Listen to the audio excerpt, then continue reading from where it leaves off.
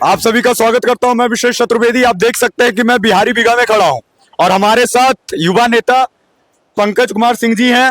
तो तमाम रहेंगे जो मैं इनसे आज पूछने आया हूं। ये अभी बहुत चर्चित में चल रहा है, इसी कारण तो आइए मिलते हैं।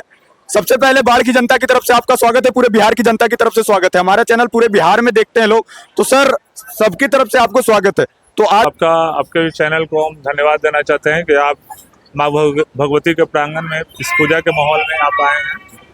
और आपने में आ रहा, आपने कल परसों एक बहुत बड़ा कार्यक्रम यहाँ पर किया था। वो तो पॉलिटिकल, ये तो माता का प्रांगण है, वो पॉलिटिकल कार्यक्रम था।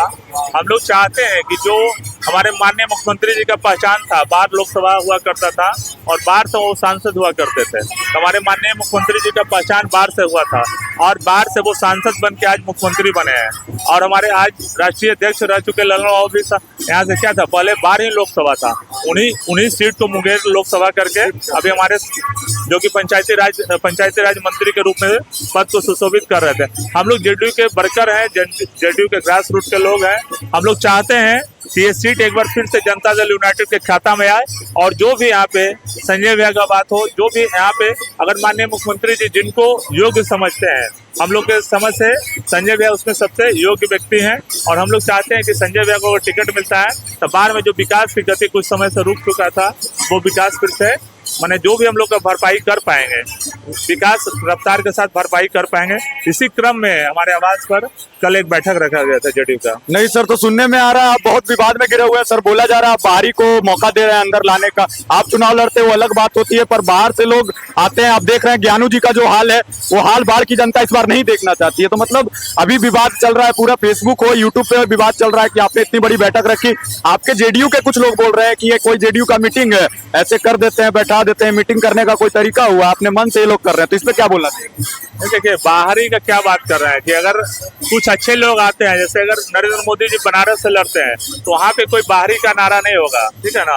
अगर हमारे माननीय मुख्यमंत्री जी बाहर सीट से लड़ने आते हैं ये विधायक का चुनाव, तो यहाँ पे कोई बाहरी का नहीं होता। अगर वो ऐसे लोग अगर कोई चुनाव लड़ते हैं बड़े लोग, तो उनसे और भी विकास का रफ्तार मिलता है। आज देखिए बनारस पहले क्या था, आज मोदी जी के कारण बनारस क्या है। अगर राहुल गांधी कहीं लड़ने जाते हैं अमेठी, तो अगर देखिए वहाँ तो जन्म स्थान वहाँ पे नहीं है, लेकिन आज अमेठी का क्या ये, गुजरात से अगर ये मोदी जी आते हैं तो क्या ये, अगर बिहार नालंदा से अगर हमारे नीतीश कुमार जी आते हैं, अगर मुंगेर से ललन बाबू आते हैं, तो उसमें क्या विकास बहुत ज्यादा होता है।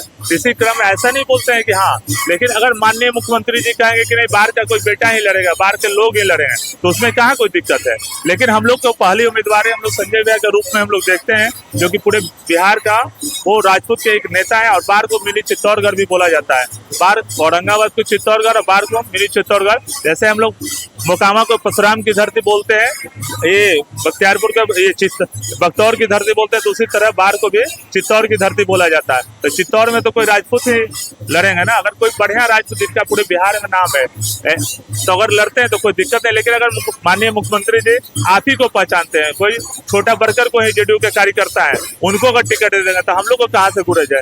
पहले तो हम लोग आजादी, देश अगर गुलाम है तो हम लोग चाहते हैं कि पहले देश आजाद हो। अगर देश आजाद होगा तब तो कोई प्रधानमंत्री बनेगा ना। ये तो पहले तो जेडीयू का सीट कराना है, उसके बाद उम्मीदवारी का बात हो। लेकिन हम लोग बोलते हैं कि अगर उम्मीदवारी सीट कराने में अगर संजय भैया का हाथ रहेगा तो हम कैसे कहेंगे कि हम उम्मीदवार रहेंगे। सर पर यहाँ की जनता लोग खुश नहीं है, जनता भी चाह रही है कि इस बार बाढ़ का बेटा ही लड़े। देखिए, ये हर बार ये मुद्दा उठता है, ठीक है ना। अगले बार भी हम उम्मीदवार भी रह चुके हैं, अगले बार भी ये मुद्दा उठा था, ठीक है ना। लेकिन ये सब माने ये सब टाइप से हम लोग भी राजनीति नहीं करते हैं।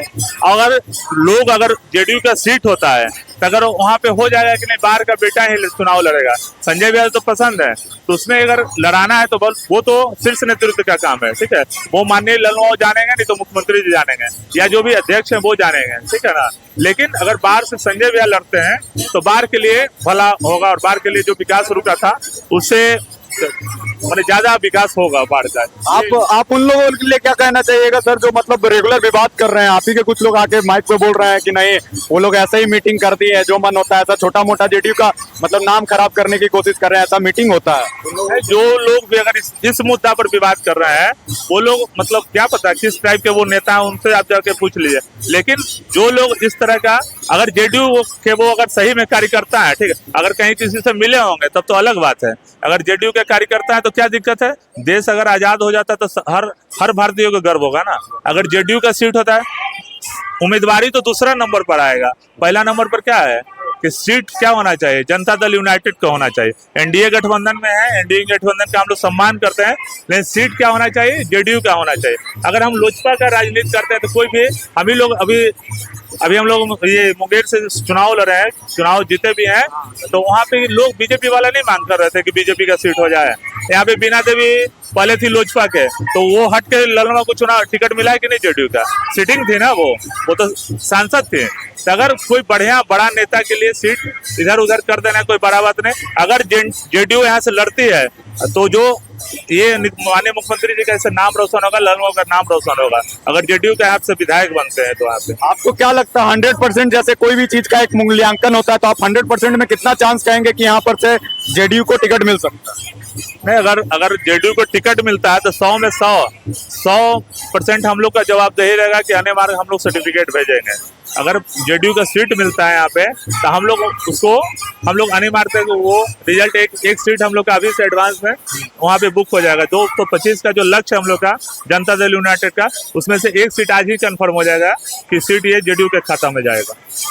आप देख सकते हैं तमाम प्रकार की बातों इन्होंने बताई, तो धन्यवाद। इस वीडियो को शेयर करिए।